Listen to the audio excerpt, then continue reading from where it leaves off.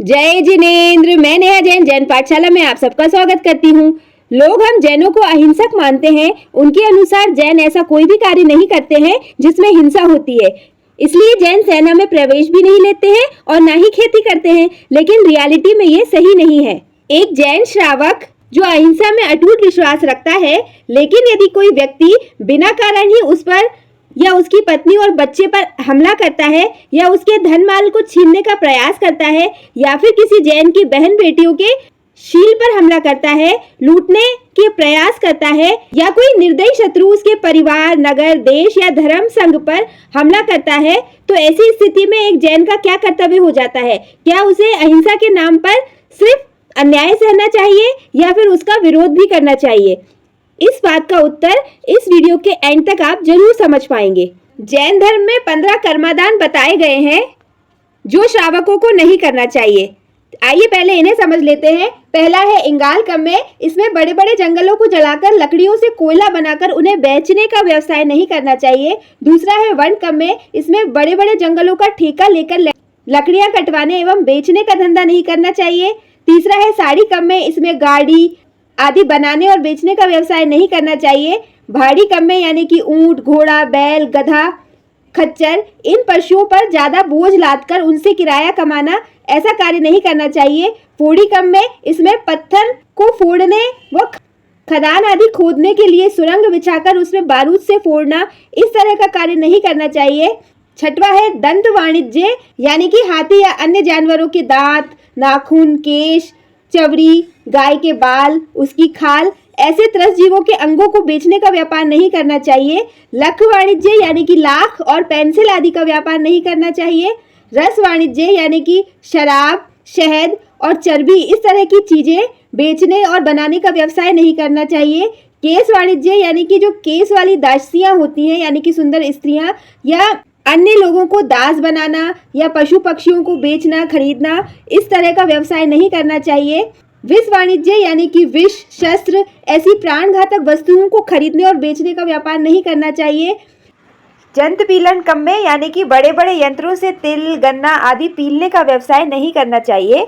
नीलंछन कम्मे यानी कि जानवरों को मारना या उनके नाक बीनना, अंगों का छेदन करना, इस तरह के व्यवसाय नहीं करना चाहिए।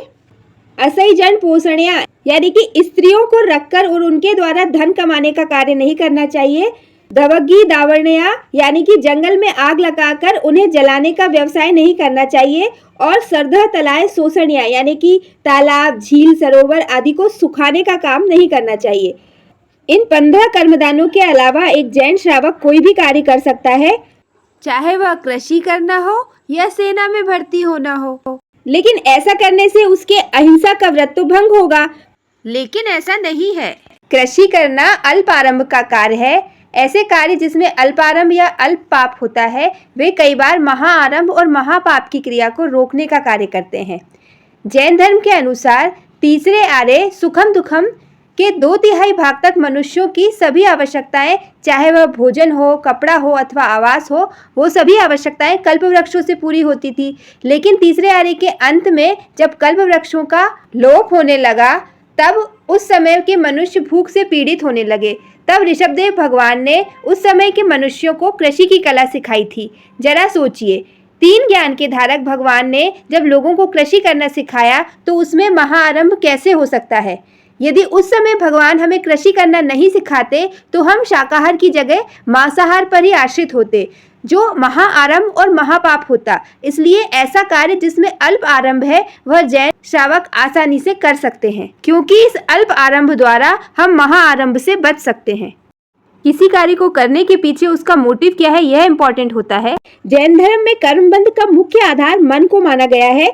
इसे एक एग्जाम्पल से समझते हैं।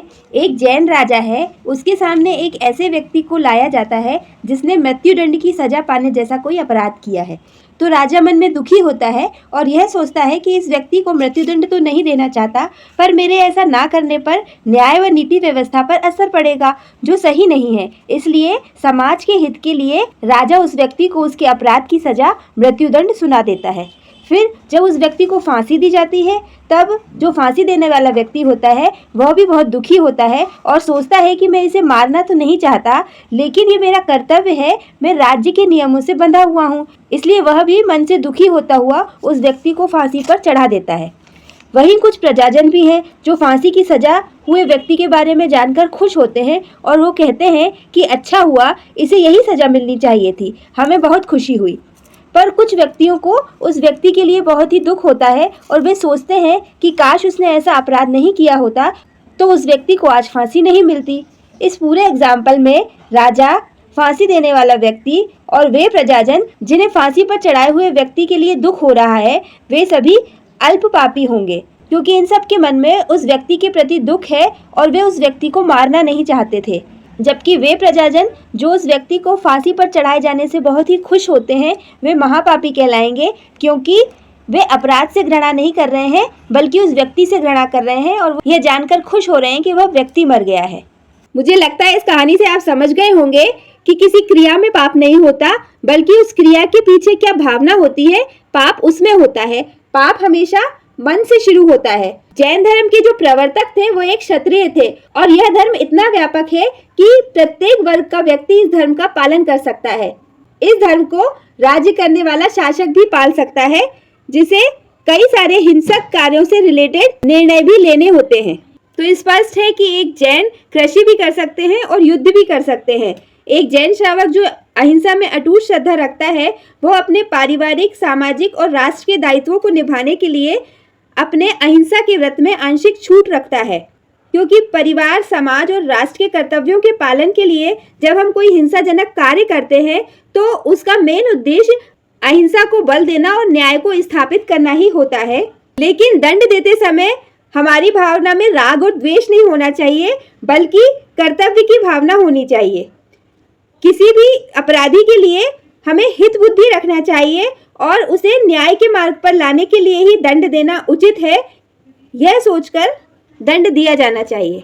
वीडियो पसंद आए तो वीडियो को लाइक, शेयर और चैनल को सब्सक्राइब कीजिएगा। धन्यवाद। जय जिनेंद्र।